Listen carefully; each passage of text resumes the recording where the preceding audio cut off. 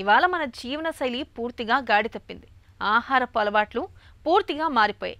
ఏం తింటున్నామో, ఎలా తింటున్నామో తెలియడం లేదు. పొట్టను చెత్త కుప్పలా మార్చేస్తున్నాం. పొగ తాగుతున్నాం. మద్యం పుచ్చుకుంటున్నాం. రాత్రుళ్ళు పొద్దుపోయాక తింటున్నాం. ఒత్తిడి, ఆందోళనతో సతమతమవుతున్నాం.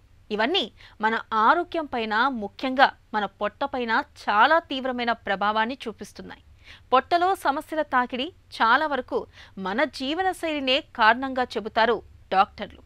గాడి తప్పిన జీవనశైలితో పొట్టకు వచ్చే చిక్కుల గురించి డాక్టర్ని అడిగి ఇప్పుడు తెలుసుకుందాం.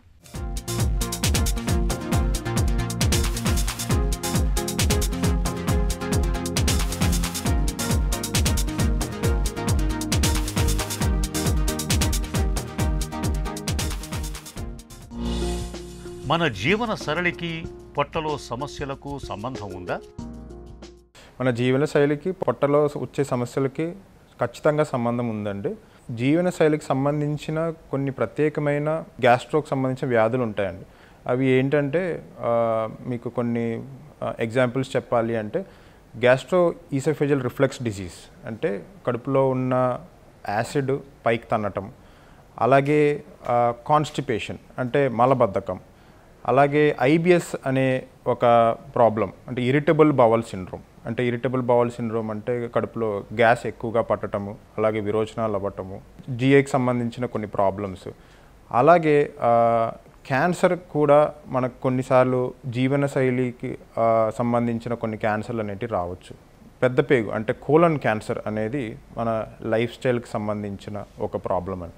సో ఇలాగే లివర్కి సంబంధించిన జీవనశైలికి సంబంధించిన ప్రాబ్లమ్స్ చూస్తే అండి ఫ్యాటీ లివర్ అంటామండి. అంటే non alcoholic and alcoholic fatty liver disease. So non alcoholic fatty liver disease వచ్చి అతి బరువు, ఒబిసిటీ, షుగరు, బీపీ వల్ల వచ్చే ప్రాబ్లమ్స్. అలాగే మద్యపానం ఎక్కువ తీసుకోవటం వల్ల వచ్చే problem alcoholic fatty liver disease అంటాం.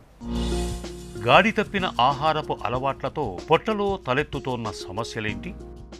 మన ఆహారం అనేది సరైన తీరు అంటే అలాగే అంటే బ్యాలెన్స్డ్ డైట్ లేకపోతే దీనివల్ల వచ్చే సమస్యలు కడుపులో అల్సర్స్ అంటే పెప్టిక్ అల్సర్ డిసీజ్, అలాగే గ్యాస్ట్రోఇసోఫేజియల్ రిఫ్లెక్స్ డిసీజ్ అంటే కడుపులో ఉన్న యాసిడ్ పైకి ఎగదనటం, ఫ్యాటీ లివర్ డిసీజ్ అంటే లివర్లో ఫ్యాట్ ఎక్కువగా చేరటము, ఇలాంటి కొన్ని సమస్యలు అనేటివి వస్తూ ఉంటాయండి. ఒత్తిడి, ఆందోళనలు పొట్టను ఎలా ప్రభావితం చేస్తున్నాయి? సో ఒత్తిడి, ఆందోళన అంటే అండి ఇవి మైండ్కి సంబంధించిన సమస్యలు అనమాట. సో ఎక్కువ స్ట్రెస్ ఉన్న, అలాగే యాంగ్జైటీ వల్ల, అలాగే డిప్రెషన్ వల్ల కడుపు మీద ప్రభావం అనేది చూపిస్తాయండి. సో దీనికి ఎగ్జాంపుల్స్ ఏంటంటే అండి లైక్ ఇప్పుడు చెప్పినట్టుగా ఇరిటబుల్ బవల్ సిండ్రోమ్ అంటే ఎప్పుడైతే మనము టెన్షన్ గురవుతామో, అలాగే యాంగ్జైటీ, డిప్రెషన్ ఎక్కువగా ఉంటుందో ఆ ప్రభావం అంతా కడుపు మీద పడే అవకాశం ఉంటుందన్నమాట. సో ఇది సైంటిఫిక్ టర్మ్స్లో చెప్పాలి అంటే అండి వీటిని disorders of gut brain axis అంటామండి. అంటే ఎప్పుడైతే మనకి బ్రెయిన్లో ఏమైనా డిస్టర్బెన్సెస్ వస్తాయో అంటే ఇలా స్ట్రెస్ కానీ, అలాగే డిప్రెషన్ కానీ, యాంగ్జైటీ కానీ అలా వచ్చినప్పుడు ఆ ఎఫెక్ట్ అనేది కడుపు మీద పడుతుందండి. సో కడుపు మీద పడినప్పుడు పేగుల్లో కదలికలు ఎక్కువ అవటం, అలాగే కొంచెం మార్పులు రావటం అనేటివి జరుగుతూ ఉంటాయి. అలవాట్లు, వ్యసనాలతో జీర్ణ వ్యవస్థలో తలెత్తే అనర్థాలేంటి? కామన్గా చూసే అలవాట్లు ఏంటంటే అండి మద్యపానం, ధూమపానం అంటే ఆల్కహాల్, స్మోకింగ్ అనేటివి మనం కామన్గా చూస్తూ ఉంటాం. సో వీటి వల్ల వచ్చే గ్యాస్ట్రో ప్రాబ్లమ్స్ ఎక్కువగానే ఉంటాయండి. సో ఎగ్జాంపుల్ ఏంటంటే అండి ఆల్కహాల్ వల్ల వచ్చే కొన్ని కండిషన్స్ ఏంటంటే ఆల్కహాల్ మెయిన్గా మనకి మన లివర్ని, అలాగే ప్యాంక్రియాస్ని ఎఫెక్ట్ చేస్తుంది. అంటే లివర్ అంటే కాలేయం, ప్యాంక్రియాస్ అంటే క్లోమగ్రంథి అంటామండి. సో వీటి మీద పడే ప్రభావం అనేది ఆల్కహాల్ వల్ల ఎక్కువగా కనిపిస్తూ ఉంటుంది. సో ఎగ్జాంపుల్స్ ఏంటంటే ఆల్కహాల్ ఎక్కువ తీసుకోవడం వల్ల లివర్లో ఫ్యాట్ చేరి ఫ్యాటీ లివర్ అనే ప్రాబ్లం వస్తుందండి. అలాగే సరైన టైంలో అరిగట్టకపోతే అది ఎక్కువగా బాగా సివియర్ అయిపోయి హెపటైటిస్, అలాగే లివర్ పాడయ్యే అవకాశం ఉంటుందన్నమాట. అలాగే ఆల్కహాల్ అనేది ప్యాంక్రియాస్ మీద కూడా ఎఫెక్ట్ చూపిస్తుందండి.